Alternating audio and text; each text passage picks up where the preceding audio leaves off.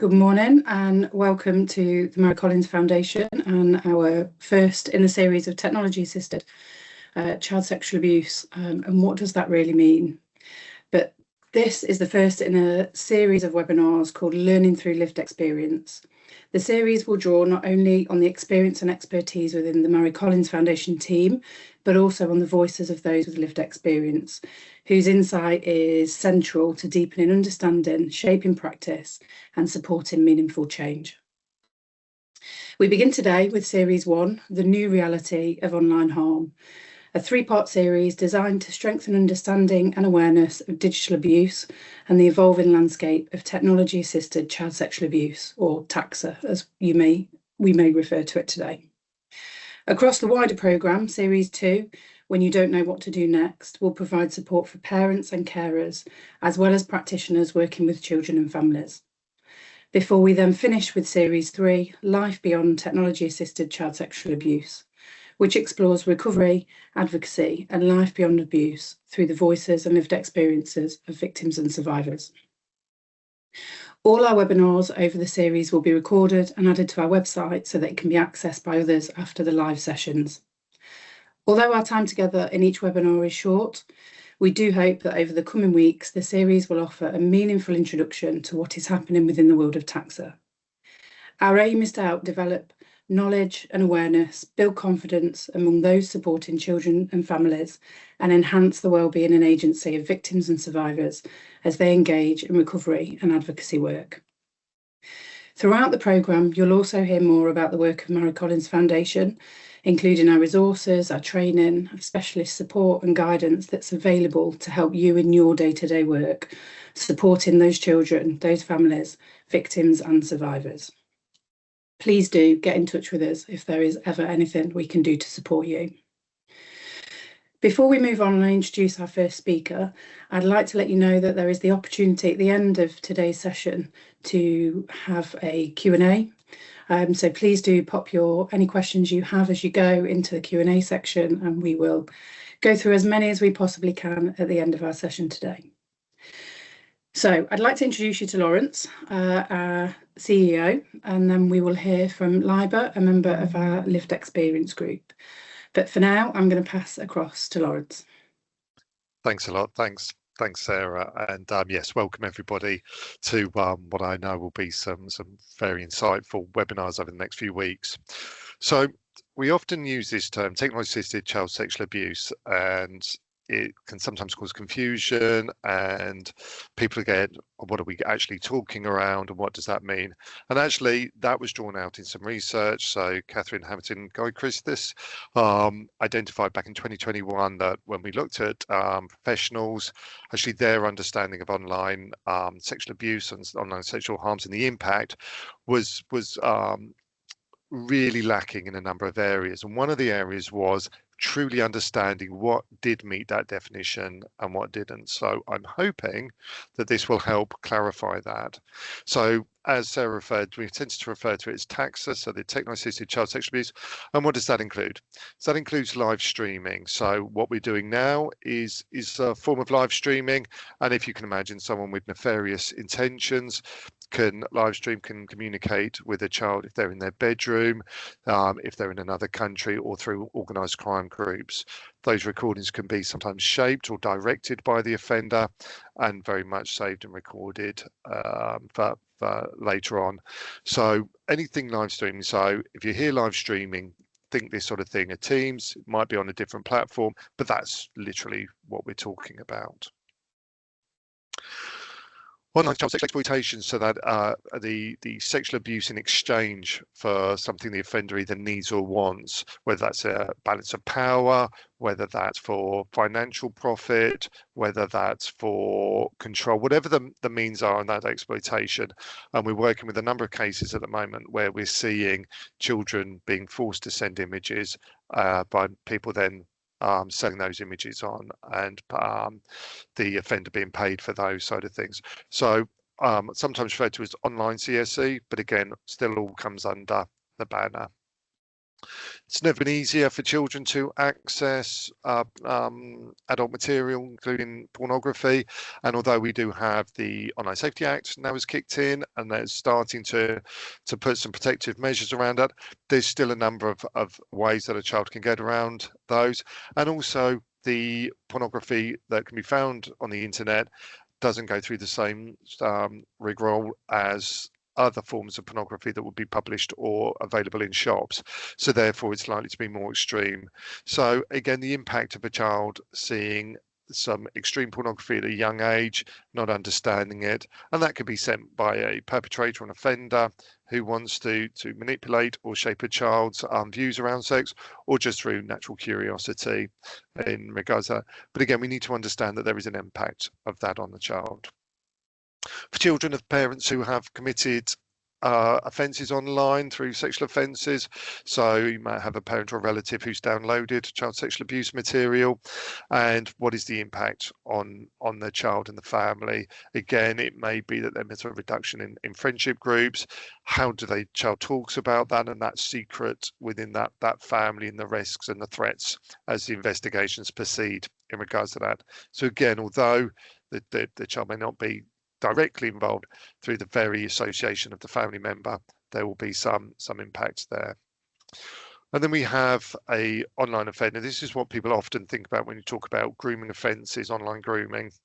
And this is where a perpetrator will communicate directly with a child or young person, usually trying to build up a relationship, and then that relationship gaining some control and very much forcing, manipulating, coercing the child to share images, and then using those images or wider threats to blackmail the child into receiving more, to doing what they want. May not always be image based. They may want to talk to a child about sexual fantasies that they may have, or engage a child in sexual fantasies. Still a criminal offence, equally as harmful for the child in those. Or it may be the intention is to start grooming, chatting, but with the intention to meet the child, to travel to that child, to abuse them in other formats. So there's a number of ways that people can be groomed online. Covert recording, as cameras get smaller and smaller, what we tend to see is that they can be hidden in areas, bathrooms, changing rooms, school changing rooms, etc. So in those cases, there may be an unknown victim that's completely unaware that their images have been taken, but those images may have either been live streamed that we saw earlier, or just captured and then used either for the offender's own personal use, or to blackmail or threaten or humiliate the child in other formats. So if there's anybody listening from schools education, this one I'm sure will come up. So this is where the child may have consensually shared an intimate image with a boyfriend, girlfriend, and that image has then either been leaked out or further shared by their partner without the child's consent. And in those cases, again, can be very distressing for the child, that loss of trust and that fear of other people, and the bullying and the humiliation aside to that. But again, it is still within our definition. The emerging use of comms groups, so this is the symbol for the 764 comm group. We're seeing more and more, and certainly within MCF, our practitioners are supporting professionals and families where this has been the case.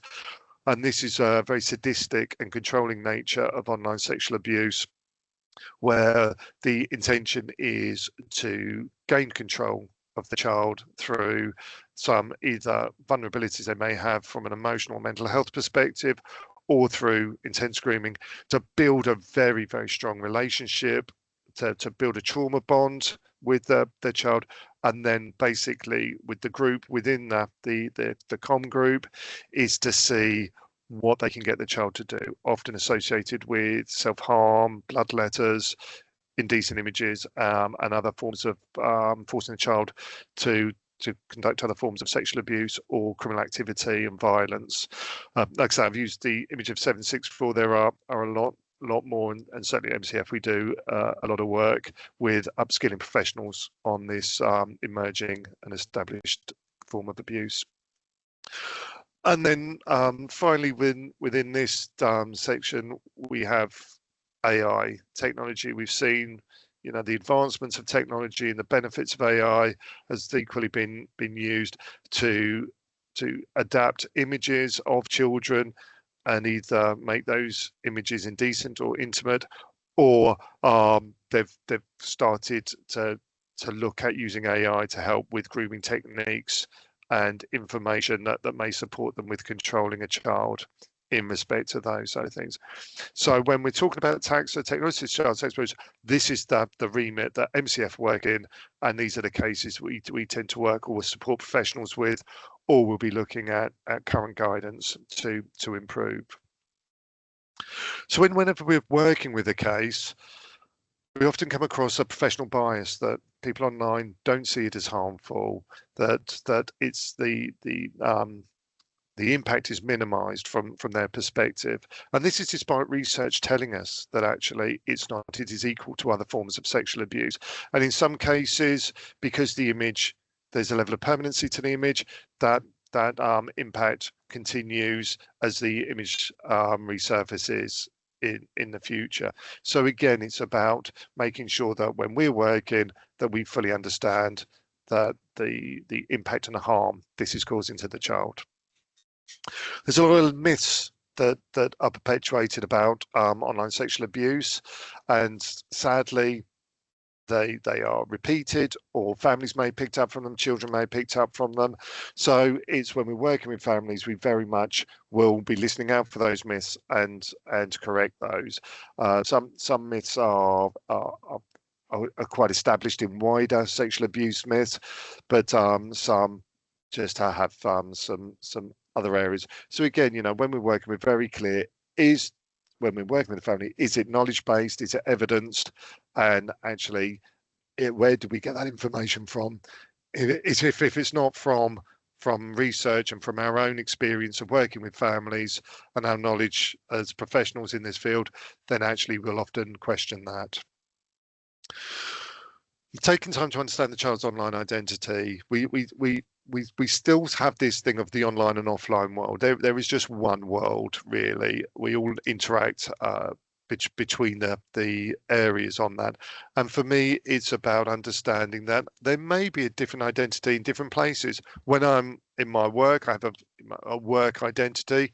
When I'm with my friends, that's a slightly different identity. I don't change and put on different outfits or anything like that, but I will interact differently. They will see a different persona of me because I'm being more me. I'm not being paid to have certain views and that sort of things.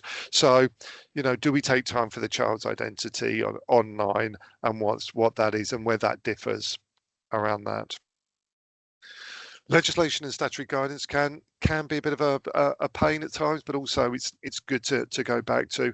And sometimes, do we understand it? So if a family's confused why police have taken a particular course of action, or social services are responding in a certain way, it might be that actually the legislation is being applied to that. So quite often we'll spend time with the family and we'll talk and say, actually, that's because the offence prescribed as a take, make, distribute offence, and that will mean the police officer are investigating this way, and that's what's happening here. Or it may be, okay, this is enticing a child under the age of 16 into sexual activity, so that's why the police will be investigating that way. So if we understand what different agencies are doing, how they're investigating or how they're responding, it can help clear confusion for families. Risk assessments is inherently difficult, and we're often looking at harm minimisation as best as we can. If in some cases the risk is significant, then the risk assessments will need to reflect that, but they should be balanced. Removing a device may not necessarily make the child any safer, and certainly a couple of cases we've worked with where the child's had devices removed, they've basically just gone and borrowed friends' devices and been able to use those. So it actually changed nothing, but things were just a bit more hidden from people's views. So it's being realistic and working with children and families on that. We need to make sure we don't silence the child. We need to make sure that we're very empathic, that the images, if there's images involved, they're a crime scene, and we need to show the sensitivity in regards to that. So when we're talking with the family, that we respect that actually we want them to feel safe, that we can manage what they're telling us, that actually there's not going to be significant consequences. That means that, oh, actually, if I tell you, it's all going to come back on me. That means all my text is going to be taken away, and someone's going to tell me that I shouldn't have done that, and victim blaming language. Well, actually, that's really not helping anyone at this stage. So we need to really factor that in. And the balance of discovered and disclosed. What is quite unique is that for us is that the child may be unaware that there's images of them if it's been covertly or AI adapted images, or they're very fearful to tell and the images have been discovered. So we may be working with a child who's denying that's them, or very fearful about what's happening because they've not chosen to disclose. The time wasn't right for them. It's been forced on them through to discovery. And how does that help the child with their recovery journey? Supporting trauma. The child and the parent are often experiencing the same types of trauma and maybe be confused about how they're feeling. And I know one of the families we worked with, when the mother was talking to us about the child's behaviour, and it was very much seen through the lens of bad behaviour, we actually to point out that it wasn't bad behaviour, actually. It was a trauma response. The child was in a state of trauma, and that really helped the family understand that actually the child needed a different response when they were displaying that behavior, and actually they were able to do that, and that had a significant impact for that family. So often people don't understand trauma. So one of the first things we've started doing over the last few years as practitioners, spending a lot of time, and actually in the Ascend project that we have that does our direct outreach calls within 48 hours of Pollitt notifying us, police online investigation teams of a case, is we've spent a lot of time explaining trauma so that the parent can understand how they're feeling as well. Because if we want them to be a good caregiver and to be able to meet the needs of their children as best as they can in the circumstances, they may need to understand what's going on for them and why they're feeling some of the feelings they may be experiencing. Reintroducing tech. Quite often, if tech's removed or reduced, when are we looking at reintroducing? What needs to happen? What safeguards are stepping in? So they're often not considered, and those considerations should start when tech, if the mobile phone's been taken. Okay, consideration on when. What does the child need to do to get a device back? What does those devices look like? What safety measures can be put in place? All of those factors, because quite often families will say, oh, I took the phone away and I'm not sure when to give it back. So actually it's about enabling someone to reintroduce devices if they have been removed, but to reintroduce them safely. Or if there's conversations about putting safety parameters in, so not completely reducing taking the devices, but putting a lot of control in around them for safety reasons. What does stepping back and starting to let the child have more autonomy over this stuff? What does it look like? Being believed is massive, and actually it's a significant part of any victim survivor's recovery. Sadly, offenders will have certainly manipulated and told the child certain things, and they may have tried to disclose, or may have disclosed, but to such a subtle level that it wasn't picked up. And actually, we need to project to the child that we do believe what they're saying. There will be an investigation and there will be looked at, but it's incredibly rare for a child to make up a false disclosure in regards to this. It does happen, but it's minuscule amount of times it happens. So we need to show the child that actually we believe. Otherwise, what do we do? We're doing the offender's work for them, and we're further silencing them or making them not want to continue to talk to us about what's been happening. The image resurfacing is a significant fear for a number of people who have lived experience of technology-assisted child sexual abuse, and it can happen. I think there's a bit of a myth that the happens constantly all the time. Offenders know that child sexual abuse material is illegal, and they will take efforts to try and hide that. And there has been research done to see how many images do pop up. Normally in school, because children's communities is quite small and it's often linked around the school, you do see if there's further sharing in the school. But we have the report remove tool with the IWF and Childline, and again, a child can submit the image safely to them. That image will be hashed, turned into a photo fingerprint, if you like, and that's then shared with wider big tech. And if that fingerprint, if that image looking the same comes up, that will be removed. The child abuse image database within the police does something similar, and they work parallel with the IWF, the Internet Watch Foundation, on reducing that. If images are found on devices, they're deleted. So it's not as common as people think, and we need to tell people, if it does happen, this is what you can do. But it is rarer than people think. But often with children's communities, it can, because often they're linked with school. And a good response will those original images often say to schools, what are you doing to find the images and delete them? So every phone that you've been told there's a picture on, seize the phones. As long as send them either through to report and remove, so the evidence is collected, and delete, and you're reducing the chance of those going around. Future relationships can be problematic, and I know there's some resources within the lived experience group for this, and again for children we've worked with when they've moved on to new relationships, sometimes there's a bit of pressure to either resend images or to respond to that boyfriend or girlfriend's particular needs that can be quite traumatic for the child to be put back in those situations. So again, work has to evolve with the child, and actually, what does that look like? How can you manage those confidently and with some confidence in those relationships? And also, how can we help the parents in having some of these discussions and enabling parents to be parents and not professionals, unpaid professionals for us?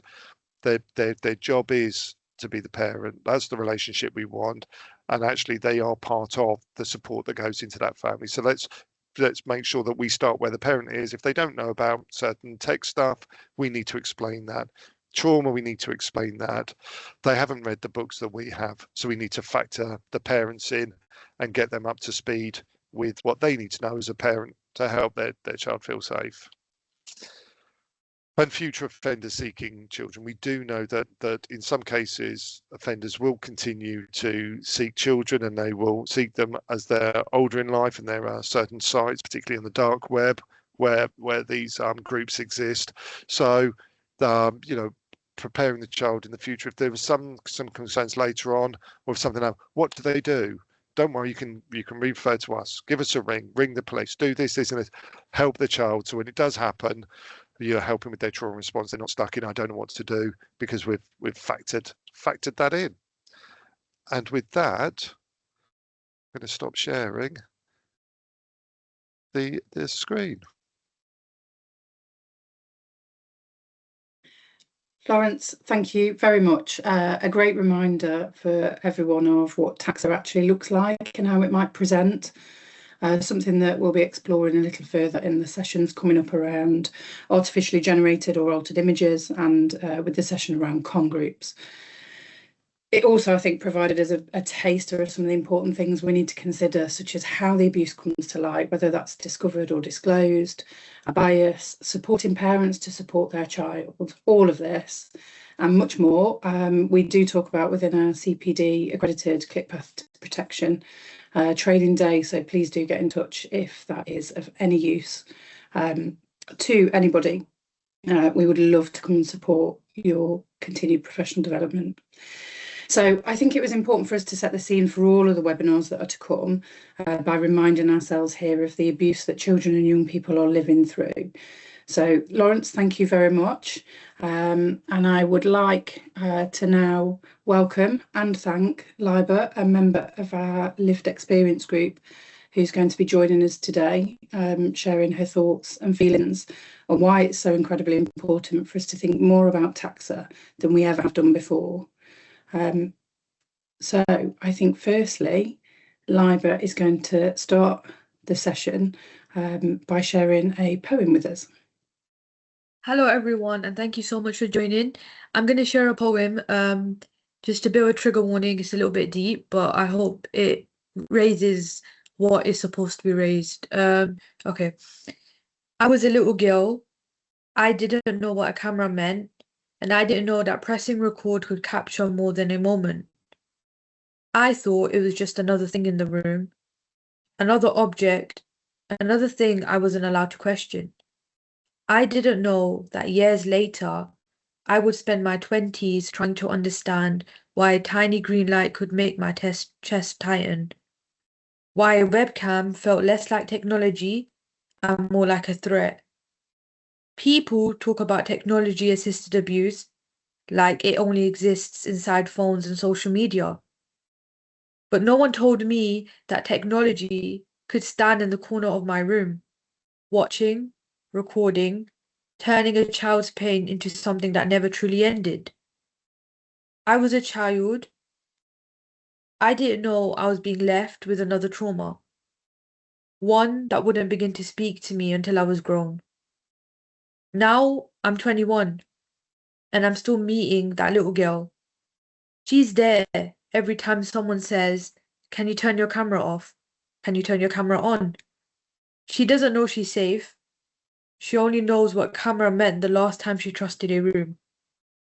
People ask me about the abuse, but they never ask me about the recording. They ask what happened, they don't ask what stayed. What stayed wasn't only the memories, it was the fear, the panic, the feeling that every lens was waiting to take something from me again. And I really wish someone had asked me sooner. I wish someone had known that technology wasn't just part of my story, it changed it. Because maybe I wouldn't have spent so many years thinking I was difficult, broken, overreacting, when really I was surviving something no one had the language to see. Recovery didn't arrive at once. It came through people who sat with me when I couldn't sit with myself. It came through voices that reminded me again and again, "You're here, the recording is over, you survived." And even now, I'm still healing, still teaching my heart that not every camera is a weapon, that not every lens is watching to hurt me. Some days I still believe the little girl, and some days I believe myself. And maybe that is what healing is, not forgetting, not pretending, but reaching back for the child who never understood why there was a camera. Holding her hand and finally telling her it should never have happened. It was never your fault. And one day that little red light will stop deciding how you live.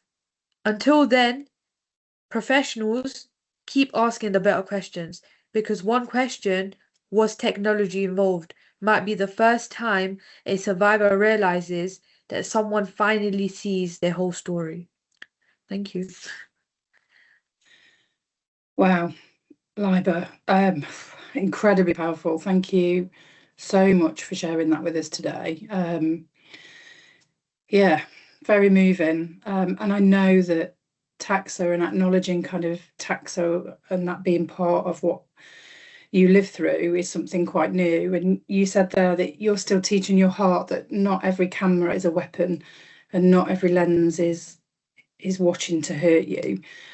I think it really is testament to you, your strength and recovery, that you sit with us today in front of a camera, regardless of that being off, that you choose to share your thoughts so that people watching and listening can reflect on their practice, can think and consider about what they might need to do differently. So for that and for being part of the lived experience group and doing this, I am very, and I know everybody at the Murray Collins Foundation is very grateful for you doing that. Thank you.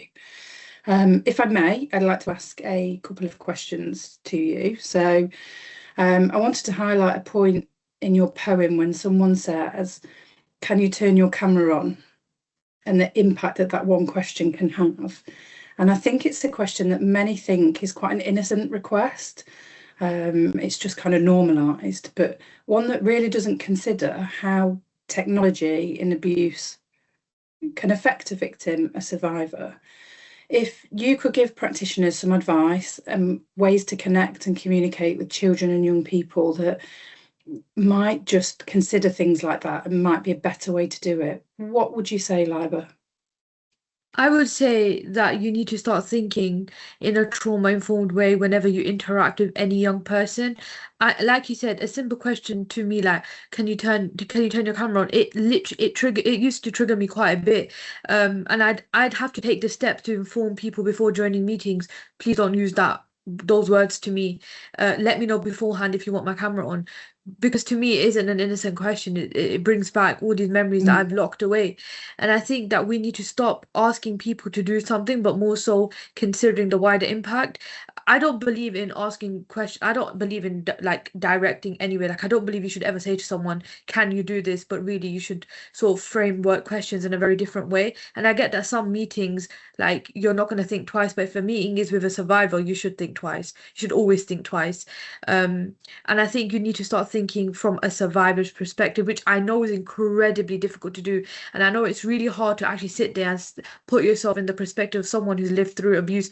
But unfortunately, if you're working with survivors, you're going to have to accept that if that's their reality and you want to work with them, it needs to start becoming a little bit of your reality too, which means you need to wear that cap. Think about it. What would I like to have been told?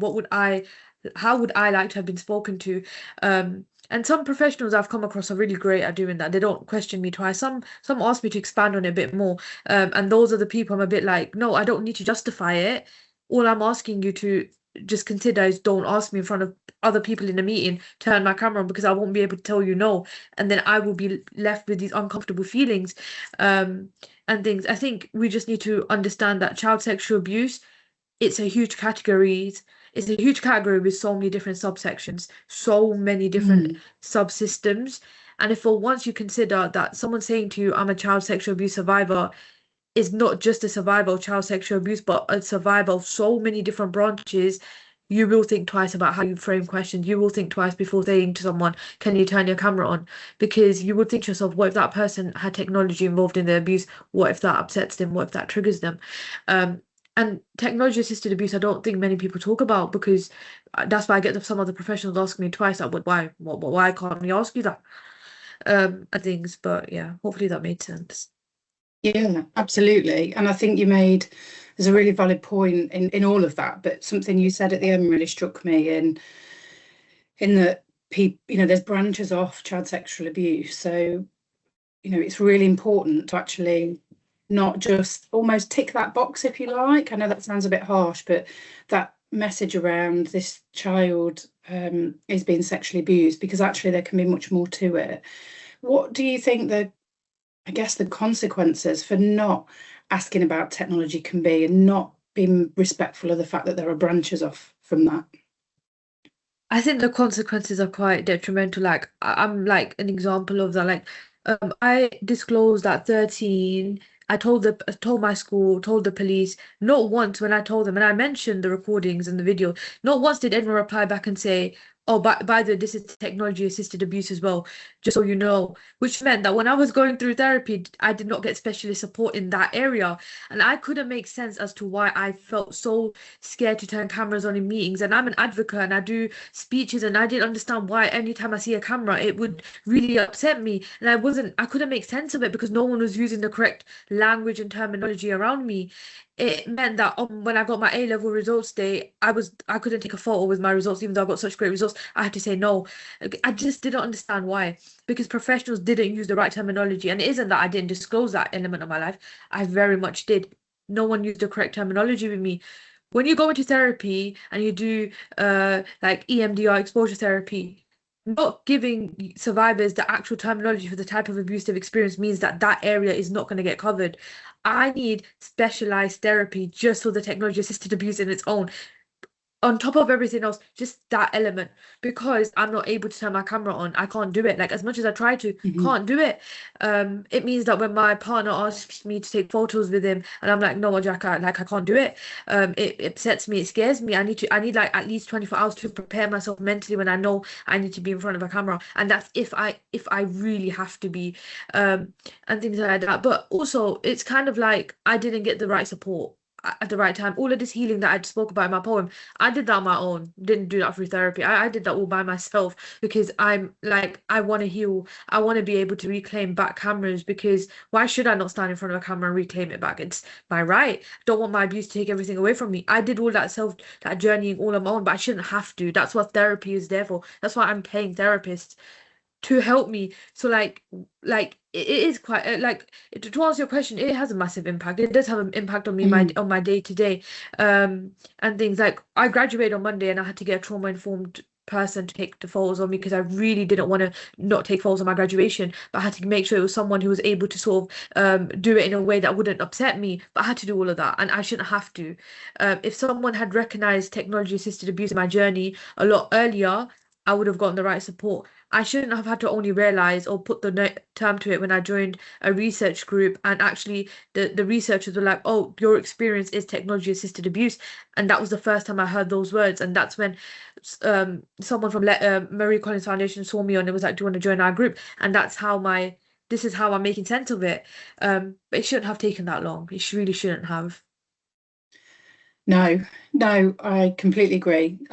So congratulations on your graduation, firstly. That is incredible. Well done. And you're right, the fact that you had to think about how you would manage that, wanting to, have your graduation recorded for your memories and to have that photo, but having to really consider what that looks like. So you said within that, actually, you disclosed that, knew that technology was part of your abuse and it was part of what you had lived through and lived with, but actually at no point had that really been picked up. You were already doing advocacy work, you were already using your voice for change, and it was only kind of later on, as we sort of met you, that you realised that this is a big thing and this is something that's really integral to kind of your healing, is what I hear. Would that be fair? Yeah, I think that would be a fair sort of representation. It's because when you think about like technology abuse on the surface level, you think about, oh, it's like text exchange between someone you meet on the internet, and you send photos, but that's not even near enough, close enough to my experience. That is the complete not like that's not what happened with me. My one was completely like sort of different. My abuse was recorded, so I didn't get like I didn't get like, and I told professionals that it's just the response wasn't, oh, by the way, this is technology assisted abuse. Maybe you need to get some support with that. Maybe we can signpost you to some groups. It's the same with grooming, right? Grooming in itself is a subcategory of child sexual abuse. If you really think about it, is that I also find it hard when people say to me, oh, like even like in a joking way, people say, oh, Liba, if you go and get me, like, or if you go to the shop and go and get me something, I'll give you this in return. I can't cope with comments like that. I find it really uncomfortable. And I also, like, then it's not been named, this is grooming, and so if you put the risk of putting everything under child sexual abuse and not breaking it down is people do not get the specialist support they need, which means a whole area is left unsaid. And to me, and I've said this, and I know it's quite, what I'm about to say is might be a bit controversial. To me, the technology assisted abuse was the worst bit. The child sexual abuse that I've experienced, I'm making sense of it, but I've gotten so much help with that since I was like 13. I'm 21 now. I've been getting support for that for a very long time. But the technology assisted abuse is what affects me the most on my day-to-day life. Like that is what it really, really upsets me and scares me, and it has more of an impact and stuff. So yeah, I think what you said was a fair thing to say. So I think what I hear, and I would like, I guess, people to take away is, instead of kind of looking at how that abuse has been defined, look at the young person as a whole. Really think about what they've lived through, what they're experiencing, what they might need, and actually asking them what they might need and understanding what those trigger points might be. So for you, within your poem, you talked about kind of the green dot, the red dot on cameras, and just how that feels to be able to then almost try and support that young person to reframe it. That for me is something that really kind of strikes me as you speak, and I think something for others to take away. Liba, do you think there's anything? I mean, there's probably plenty, I'm sure, but is there something that you think practitioners could do in the practical kind of, how do I change what I do or what my organisation does that can be, more directly kind of supportive of someone's recovery? I think you need to do your own research. I think you need to take time away. These webinars are amazing, but it's not enough. You need to take time away, and in your own time, you need to look into these things more. Read the research papers, read the lived experience stories, listen to podcasts, go on the news, look into it more. Look into it more with an open mind. Because I always find it like, and I've had these because I do a lot of advocacy work. I've had people say, but it makes us quite uncomfortable to read these things. Being uncomfortable is not enough. Like you can't say like, I get it, the feelings are normal, trust me, but when you're working with survivors, it's not good enough. You need to do your research, and you need to go back and look into it. What does this actually mean? What does this mean for this person? And don't branch every survivor into one group. Okay, look at them as individual people with their own stories, each with a unique aspect, each with their own subsections. And that's how I break down my abuse. I look at the subsection, that a tree, right, with all these different branches, and I think to myself, what is the branch that is affecting me the most? I need to get help for that. And I'm doing all that myself when actually professionals should have helped me make sense of it. But it's okay, I let them off now. But I'm not going to let you off if you don't do that, because I'm actually here telling you not to do that. You need to look at people as as their stories, and think about the branches that exist within their story, and think, how can I support them in that area of their life?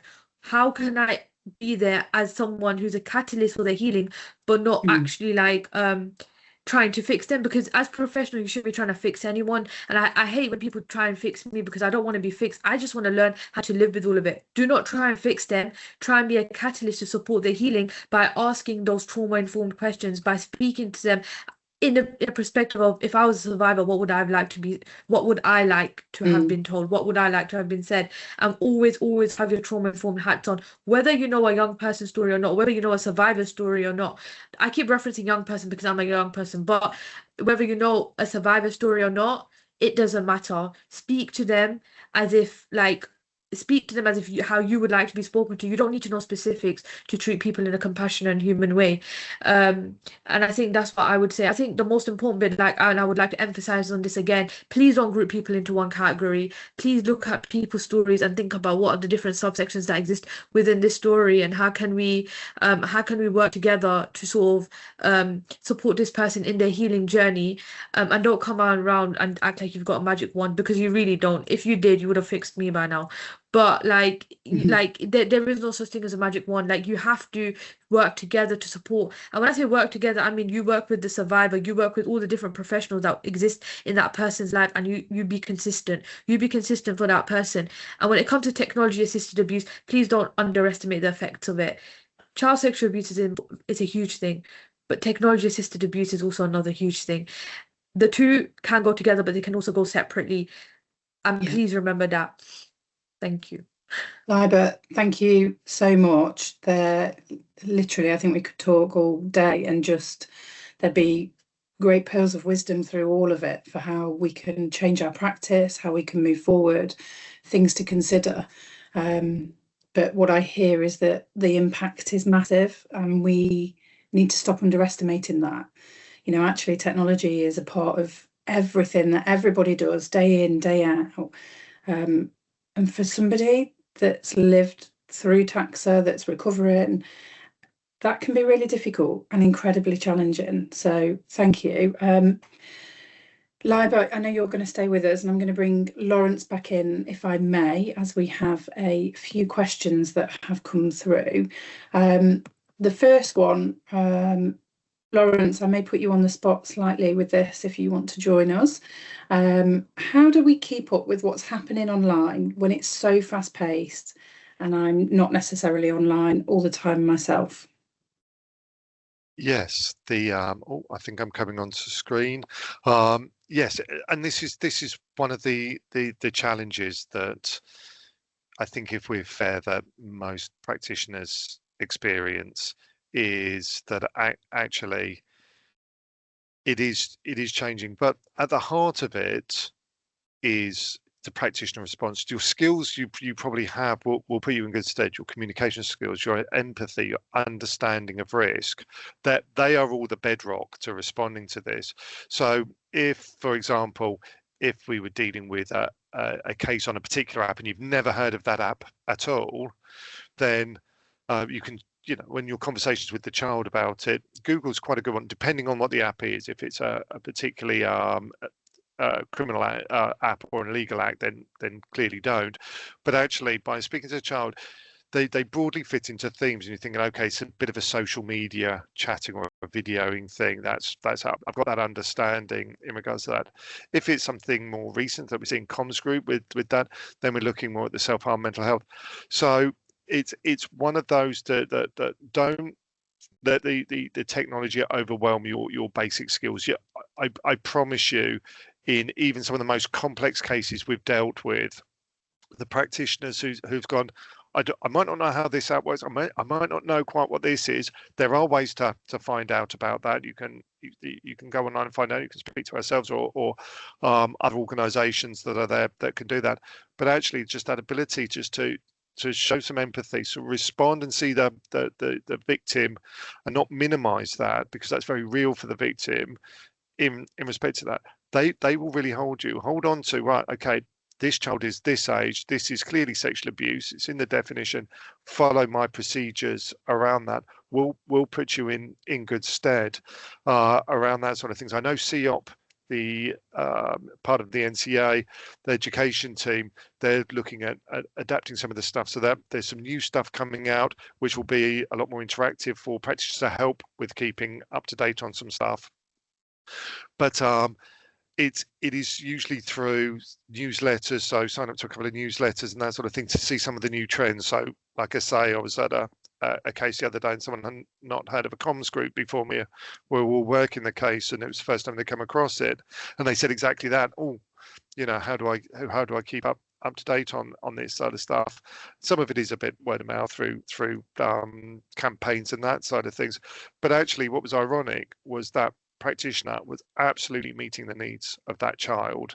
They just didn't really fully understand, because they hadn't been trained on it, on what the offender methodology was behind that. So they were doing everything right. They just didn't have to do that. So what I would say is keep an eye on CEOP. I know there's some stuff going on there. Obviously, we've got newsletters and other organisations with newsletters that come out, but take assurance as a country, we're quite good at identifying and promoting this, but it is a challenge. Thank you, Lawrence. I have a question for both of you now. So you can fight between yourselves on who goes first. But what are your views on the social media bans and initiatives to reduce the time young people spend online? Liba, Lawrence, don't mind who goes first. I'll go first. Thanks, Liba. So obviously I'm in the generation where like social media is everything, and it like I'm Generation Z, like social media is everything. But I also was the generation where like for example, I wasn't allowed social media till I was like 18, but I still managed to find a way around it. I think the ban is just the government's way of taking an easy way out and stuff, because realistically, we know young people, the generations coming are so smart, yeah, they're so intelligent, they're going to find a way around it. Now, that gives groomers another chance to be like, if you tell anyone, you're going to get in trouble because you're not even supposed to be on this app. It's illegal. And so that's just giving them another weapon against young people to do the secrecy things.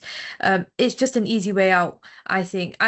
Right, instead of just trying to make these apps more stronger and have a lot more like privacy and a lot more protection, you're just doing a complete blanket ban, which we know doesn't work on anything.